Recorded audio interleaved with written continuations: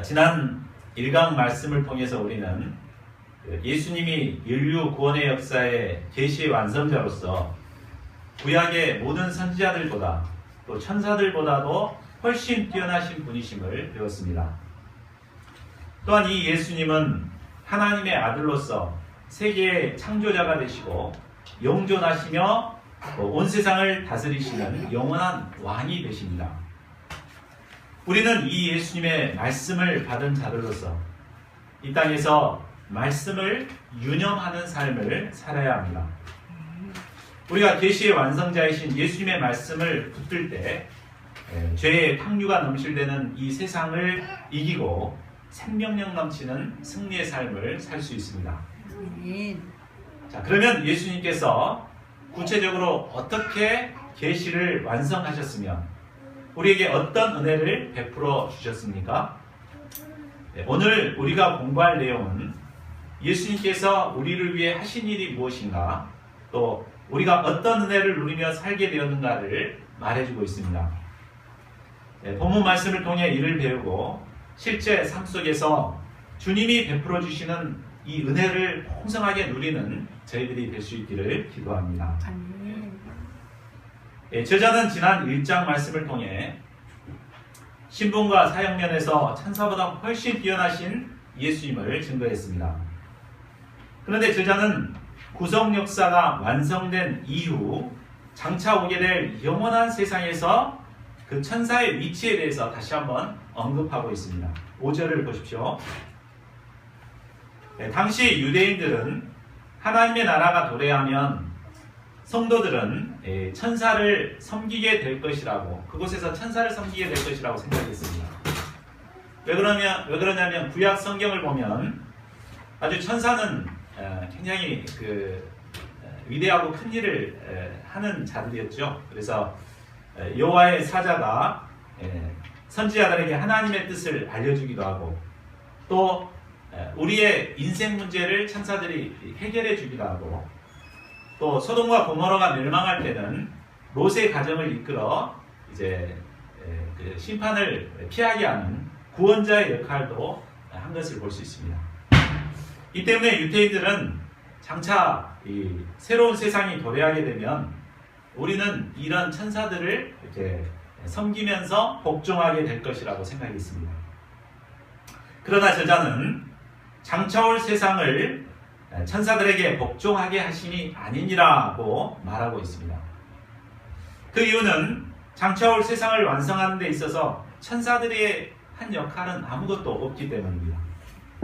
장차 올 세상은 오직 예수님 한 분의 희생으로 완성된 영원한 하나님 나라이기 때문입니다.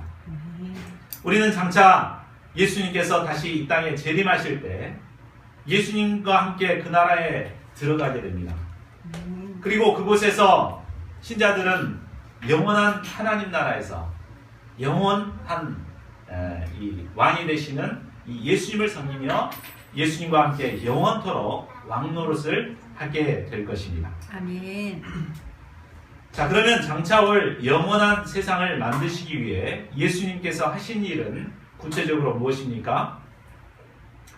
저자는 이제 예수님께서 하나님 나라를 만드시기 위해 하신 일에 대해서 설명하고자 합니다. 자, 이를 위해서 히브리인들이 너무나 잘 알고 있는 시편 8편 말씀을 근거로 설명하고 있습니다. 6절 하반절에서 8절 상반절을 보십시오. 사람이 무엇이기에 주께서 그를 생각하시며 인자가 무엇이기에 주께서 그를 돌보시나이까. 그를 잠시 동안 천사보다 못하게 하시며 영광과 존귀로 관을 씌우시며 만물을 그 발 아래에 복종하게 하셨느니라 하였습니다.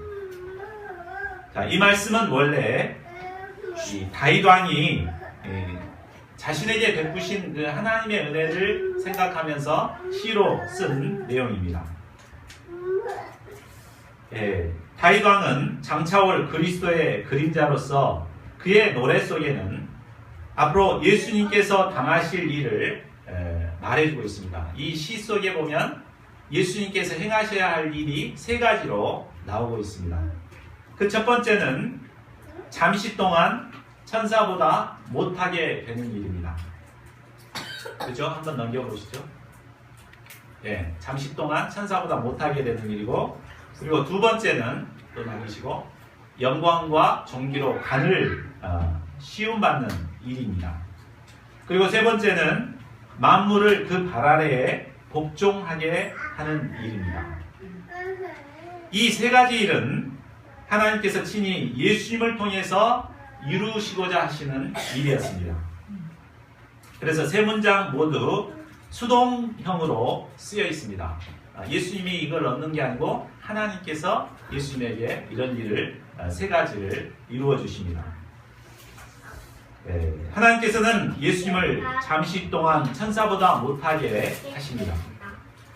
그리고 때가 되면 예수님을 영광과 존귀로 간을 씌우시게 됩니다. 그리고 마지막으로 만물을 그 발 아래에 복종하게 하십니다.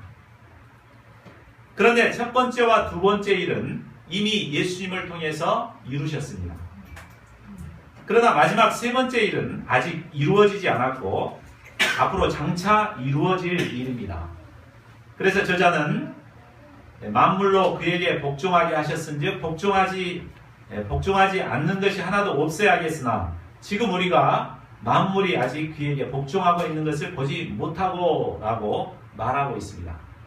이루어졌다면 우리가 볼 수 있는데 이루어지지 않았기 때문에 아직 보지 못하고 있다고 말합니다. 이 일은 바로 예수님께서 재림하실 때 온전히 이루어지게 되는 일입니다. 그런데 예수님께서 이루실 두 번째 일인 영광과 존귀를 얻기 위해서는 예수님께서 반드시 감당해야 할 일이 있습니다. 그것은 9절 상반절에 나오는 잠시 동안 천사들보다 못하게 여기심을 입는 것입니다. 그리고 죽음의 고난을 받는 일이었습니다.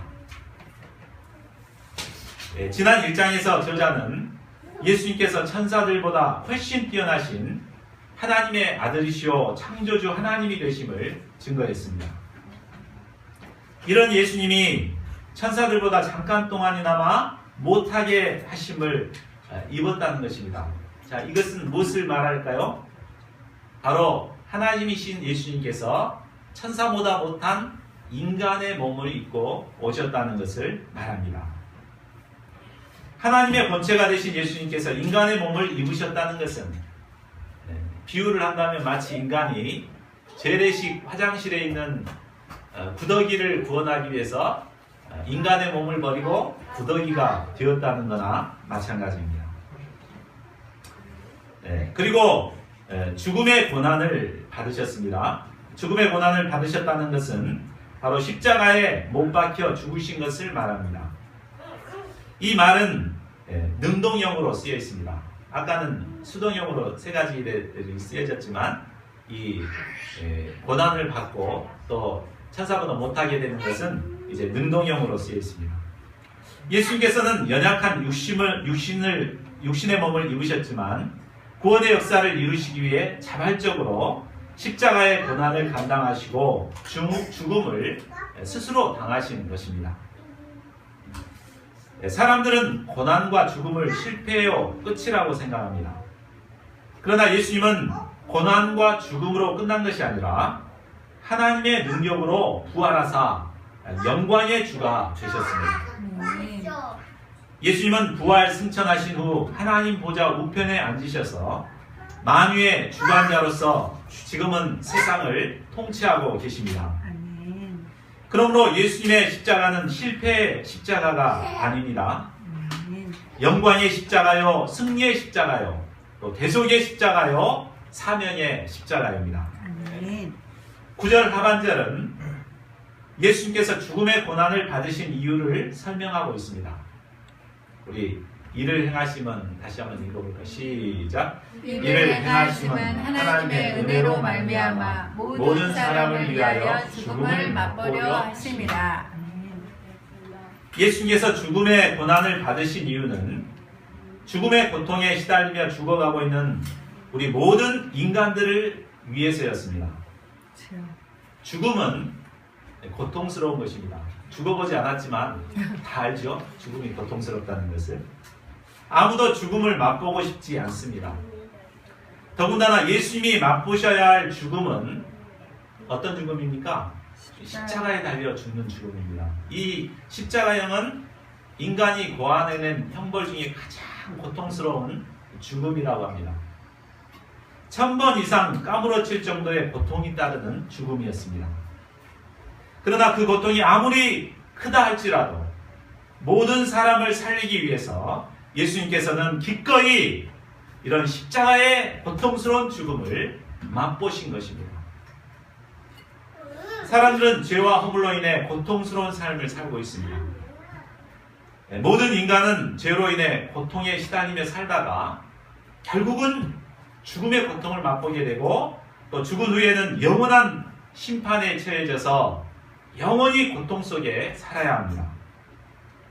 예수님은 이런 사람들을 불쌍히 여기시고 우리를 구원하시기 위해 자신이 대신 이 끔찍한 십자가의 고통을 맛보신 것입니다.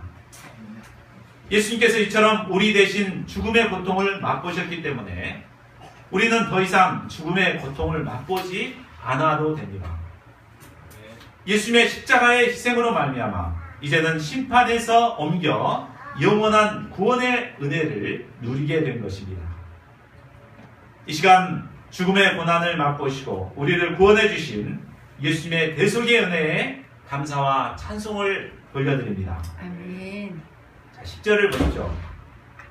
10절 말씀은 해석하기가 참 난해했습니다. 그런데 이제 표준 세번역 성경을 참고해서 또 다른 성경을 참고해서 볼 때 쉽게 풀어서 다시 설명한다면 만물을 창조하시고 많은 아들들을 이끌어 영광에 들어가게 하시는 하나님께서 바로 구원의 창시자가 되시는 예수님을 고난을 통해 온전하게 하신 것이 옳다라는 말입니다.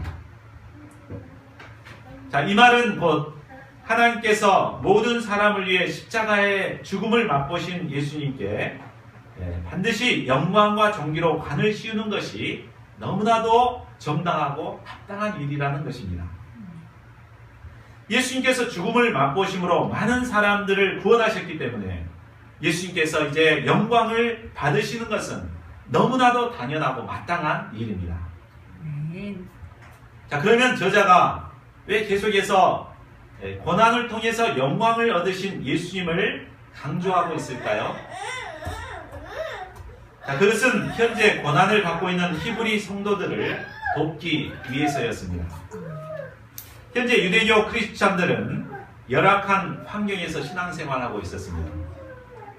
동족인 유대인들에게는 왕따를 당하고 핍박으로 인해 사람들의 눈을 피해 은밀한 곳에서 예배를 드려야 했습니다.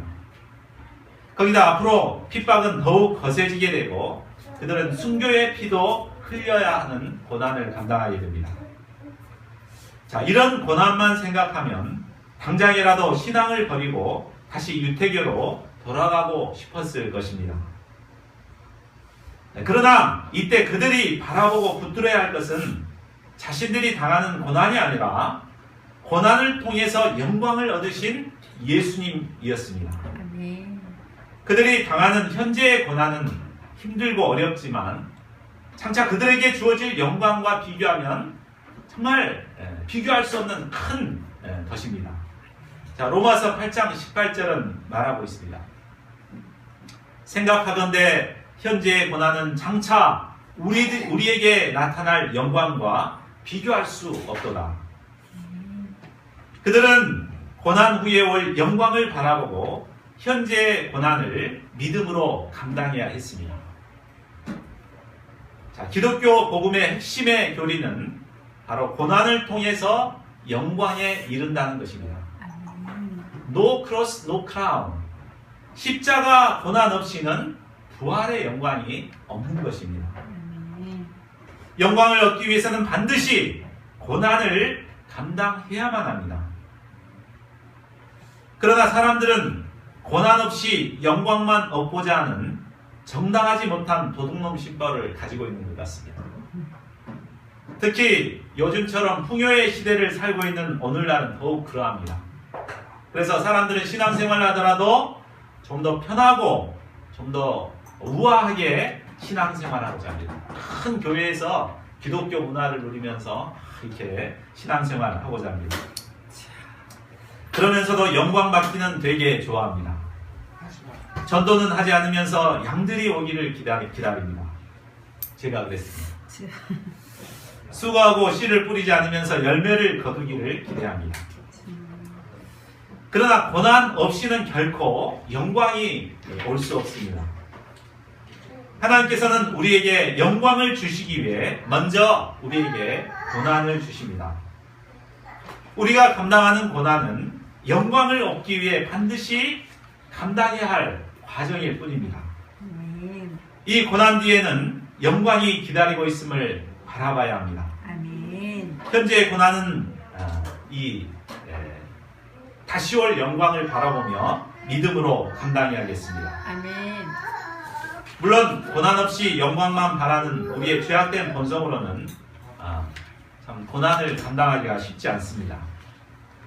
그러나 우리를 위해 죽음의 고난까지도 맛보신 예수님을 바라볼 때 우리는 현재의 어떤 고난도 능히 감당할 수 있습니다. 아멘. 저희 모두가 예수님을 의지함으로 현재의 고난을 능히 이겨내는 자들이 될 수 있기를 간절히 기도합니다. 아멘. 자, 그러면 예수님께서 죽음의 고난을 감당하시고 영광을 얻으심으로 우리가 얻게 된 은혜는 무엇입니까? 본문에서는 세 가지로 증거하고 있습니다. 첫째로 예수님과의 형제가 된 것입니다. 아멘. 11절을 보십시오. 거룩하게 하시는 이인 예수님과 거룩하게 함을 입은 자들인 우리 신자들은 다 한 근원인 하나님께로 난 자들입니다. 우리는 과거 죄의 종이었지만 예수님의 십자가의 구속의 은혜로 말미암아 이제 우리는 하나님의 양자들이 되었습니다. 그래서 우리는 하나님의 아들이신 예수님을 큰형님으로 모시는 예수님의 동생들이 된 것입니다. 자, 우리는 만일 근본도 모르는 천한 아이가 내 동생으로 입양됐다고 생각할 때 어떻게 생각하겠습니까? 굉장히 부끄러워 하겠죠? 그러나 예수님께서는 우리를 결코 부끄러워하지 않으십니다. 오히려 우리를 친동생으로 삼고 우리와 더 깊은 교제하기를 기뻐하십니다. 아멘. 자, 그러면 큰형님이신 예수님께서 형제된 우리와 어떤 교제를 나누기를 원하실까요? 큰형님이 우리를 기뻐하면서 우리와 하고 싶어하는 일이 있습니다. 그것이 세 가지로 본문에 나와 있는데, 첫째는 예수님은 주의 이름을 우리에게 선포하기를 원하십니다. 12절에 주의 이름이란 하나님의 존재와 성품을 의미합니다. 더 나아가 하나님의 본체의 형상이 되시는 예수님 자신을 의미합니다. 예수님께서 형제된 우리에게 첫 번째로 하고 싶어 하시는 것은 바로 예수님의 존재와 하나님의 존재와 성품, 그리고 예수님 자신을 선포하여 들려주기를 원하십니다. 그러므로 예수님의 형제된 우리는 예수님께서 선포해 주시는 이 하나님의 이름을 겸손히 듣는 자들이 되어야 합니다. 아멘. 자, 두 번째로 예수님은 우리들과 함께 하나님을 찬양하기를 원하십니다. 교회는 예수님의 형제된 성도들의 모임이요, 또 성도들은 이곳에서 예수님과 함께 하나님을 찬양해야 합니다. 우리는 우리와 함께 하시는 예수님과 함께 우리의 삶을 통해서 또 우리의 입술을 통해서 하나님을 찬양하며 하나님께 영광 돌리는 삶을 살아야 합니다. 아멘. 이것이 예수님께서 우리와 함께 하시기를 원하시는 두 번째 일입니다.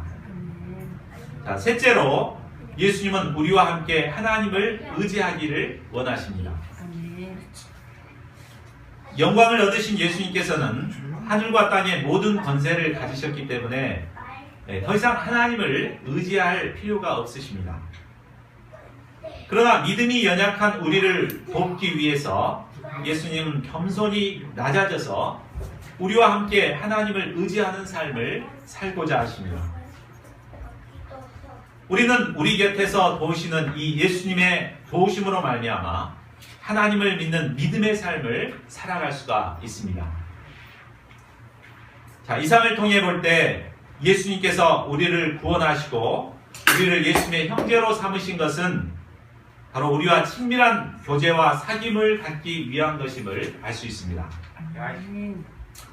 그리고 예수님의 형제된 우리가 우리에게 주신 예수님의 소원대로 예수님의 선포하시는 하나님의 이름을 잘 듣고 또 예수님과 함께 하나님을 찬양하고 또 예수님과 함께 하나님을 믿는 믿음의 생활을 잘 감당할 때 큰형님이신 예수님께서 우리를 심히 기뻐하실 것입니다. 아멘. 저희 모두가 우리에게 주신 예수님의 소원을 영접하고 예수님과 더욱 친밀한 교제를 나눔으로 주님을 기쁘시게 하는 자들이 될 수 있기를 기도합니다. 아멘.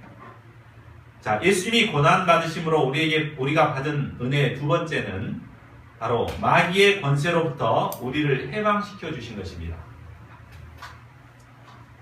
저자는 이를 설명하기에 앞서 먼저 예수님께서 왜 꼭 육의 몸을 입고 오셔서 죽으셔야 했는가를 설명하고 있습니다. 14, 15절을 보십시오. 자녀들은 혈과 육에 속하였음에 그도 또한 같은 모양으로 혈과 육을 함께 지니심은 죽음을 통하여 죽음의 세력을 잡은 자 곧 마귀를 멸하시며 또 죽기를 무서워함으로 한평생 매어 종노릇하는 모든 자들을 놓아주려 하시니니. 예수님께서 우리와 똑같은 혈과 육을 가지고 이 땅에 오신 것은 바로 죽으심을 통해 사망의 세력을 잡은 자 곧 마귀를 멸하기 위해서입니다.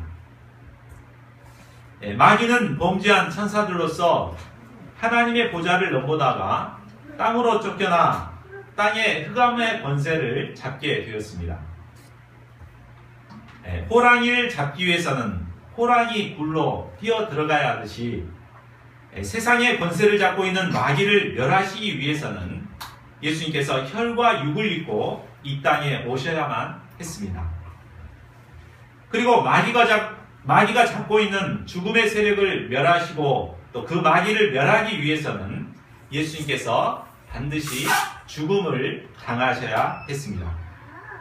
그리고 죽은 지 사흘 만에 죽음의 권세를 이기시고 부활하심으로 이제 마귀의 골통을 박살내시고 사망 권세와 마귀의 권세를 멸하셨습니다.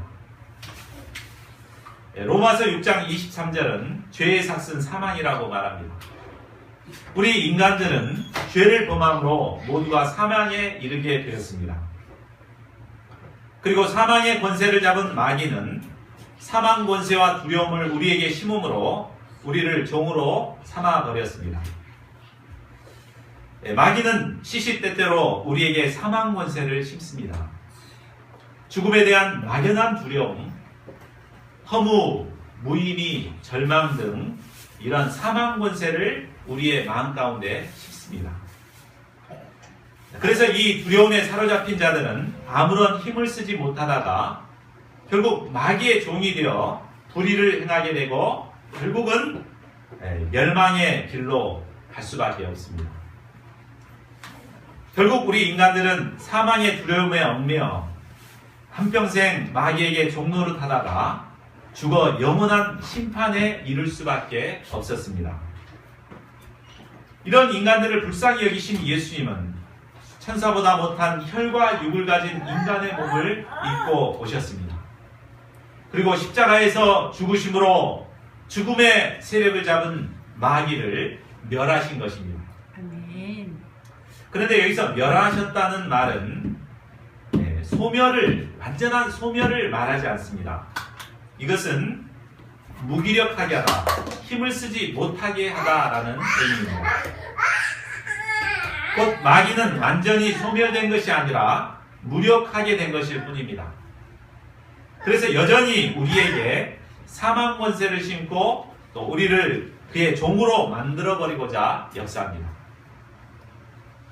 그러나 예수님의 십자가의 죽으심이 마귀의 세력을 소멸했기 때문에 우리가 예수님의 십자가를 의지하게 되면 이런 죽음의 두려움에서 벗어나 참된 자유함을 누릴 수가 있게 됩니다.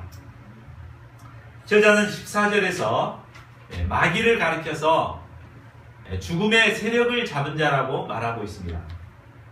마귀는 죽음의 세력만 잡았지 결코 우리를 죽이지는 못합니다.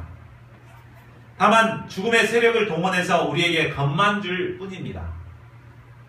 그런데도 우리가 마귀에게 종노릇하는 이유는 15절에서 말한 대로 죽기를 무서워하는 두려움 때문입니다. 인간은 죽음에 대한 두려움 때문에 원치 않게 마귀의 종노릇을 하고 있는 것입니다. 사람들은 두려워하는 것이 죄라는 사실을 잘 깨닫지 못합니다. 그래서 마귀가 주는 두려움에 사로잡혀 있으면서도 아무런 문제의식을 갖지 못합니다. 그러나 이처럼 두려워하는 자들은 하나님의 심판을 피할 수가 없습니다. 최후의 심판의 순간 하나님께서 가장 먼저 심판하시는 자들이 누구인 줄 아십니까? 바로 두려워하는 자들입니다. 계시록 21장 8절을 한번 보시겠습니까? 그러나 두려워하는 자들과 믿지 않는 자들과 흉악한 자들과 살인자들과 음행하는 자들과 점술가들과 우상 숭배자들과 거짓말하는 모든 자들은 불과 유황으로 타는 못에 던져지리니 이것이 둘째 사망이라 이렇게 말하고 있죠. 이것을 볼 때 두려워하는 것은 이제 믿음이 없는 것이나 우상 숭배보다도 훨씬 심각한 문제인 것을 알 수 있습니다. 우리는 내면에 사망 권세로 인해 두려움이 찾아올 때 바로 이것이 죽음의 세력을 잡은 자 마귀의 역사임을 분별해야겠습니다. 그냥 받아들이고 막 함께 두려워하고 어둠에 갇혀있지 말고 마귀가 주는 것이구나 이렇게 생각하고 판단하고 이제 십자가의 복음을 의지해서 물리쳐야겠습니다. 아멘. 저희 모두가 십자가의 복음을 의지하여 사망 권세를 물리치고 승리하는 자들이 될 수 있기를 기도합니다. 아멘. 자, 셋째로 예수님은 시험받는 자들을 능히 도우시는 분이십니다. 17절을 보십시오. 이제 저자는 예수님의 성육신에 대해 결론적으로 말합니다. 그러므로 그가 범사의 형제들과 같이 되심이 마땅하도다. 그래서 마땅하다는 말은 감당해야만 할 불가피한 것이라는 말입니다. 예수님께서 우리를 마귀의 압제에서 놓아주고 형제로 삼기 위해서는 반드시 육신의 몸을 입으셔야 했습니다. 그리고 예수님이 성육신하신 목적은 하나님의 일에 자비하고 충성된 대제사장이 되어 백성들의 죄를 구속하려 하심이었습니다. 예수님은 이 하나님의 뜻을 충성스럽게 감당한 대제사장이 되셨습니다. 이로 말미암아 백성들의 죄를 구속하셨습니다. 그러면 이 예수님의 구속의 은혜를 받은 성도들이 세상을 살아가면서 누리게 되는 은혜가 무엇입니까? 우리 18절을 같이 읽겠습니다. 시작. 그가 시험을 받아 고난을 당하셨은즉 시험 받는 자들을 능히 도우실 수 있느니라. 예수님은 우리와 똑같은 육신의 몸을 입으시고 또 우리와 똑같은 시험을 받으셨습니다. 예수님은 하나님의 아들이시니까 우리하고 다를 거야 이게 아니에요. 똑같이 육신의 몸을 입으셨기 때문에 우리와 같은 고통을 당하셨습니다. 예수님은 우리가 받은 고난을 똑같이 받으셨습니다. 줄이고 목마르고 슬픔과 고통을 받으셨습니다. 예수님은 가난한 가정에서 태어나고 자라셨기 때문에 가난의 고통에 대해 너무나 잘 알고 계십니다. 사랑하는 제자로부터 배반을 당해봤기 때문에 배반받는 고통이 얼마나 큰지도 잘 아십니다. 종교 지도자들에게 억울한 누명을 써서 사형 판결을 받으셨기 때문에 억울함을 당한다는 것이 얼마나 고통스러운가를 잘 알고 계십니다. 예수님께서는 고뇌하는 한 인간으로서 이러한 모든 고난을 다 당하셨기 때문에 시험으로 고통받는 우리들을 능히 도우실 수가 있으십니다. 아멘. 우리는 때로 어느 누구에게도 말 못할 고민으로 괴로워할 때가 있습니다. 부부지간이지만 부부한테도 얘기 못할 고민으로 혼자서 괴로워할 때가 있습니다. 또 우리 중에는 물질적으로 어렵고 힘든 고난을 당하시는 분도 있을 수 있습니다. 또 안정된 직장을 잡지 못하고 추석이 내일 모레인데 결혼 대상자도 없어서 나이 드는 분들은 이제 참 친척들 만나기가 두려워서 추석 오는 것을 두려워하는 사람도 있습니다. 자, 세상에 어느 누가 이런 어려움을 이해하고 도와줄 수 있겠습니까? 바로 예수님밖에 없습니다. 예수님은 우리가 받는 모든 고난을 당해보셨기 때문에 그 내면의 고통을 잘 이해하고 도와주시는 분이십니다. 저희 모두가 이 예수님께 나아가 도움을 얻는 은혜를 누릴 수 있기를 기도합니다. 아멘. 자, 결론을 맺겠습니다. 예수님은 천사보다 훨씬 뛰어나신 창조주 하나님이 되시지만 천사보다 못한 인간의 몸을 입고 이 땅에 오셨습니다. 그리고 십자가의 고난을 받으시고 가장 고통스러운 죽음을 맛보셨습니다. 그 이유가 무엇입니까? 바로 죄악 가운데 있는 우리들, 마귀의 종노릇하는 우리를 불쌍히 여기셨기 때문입니다.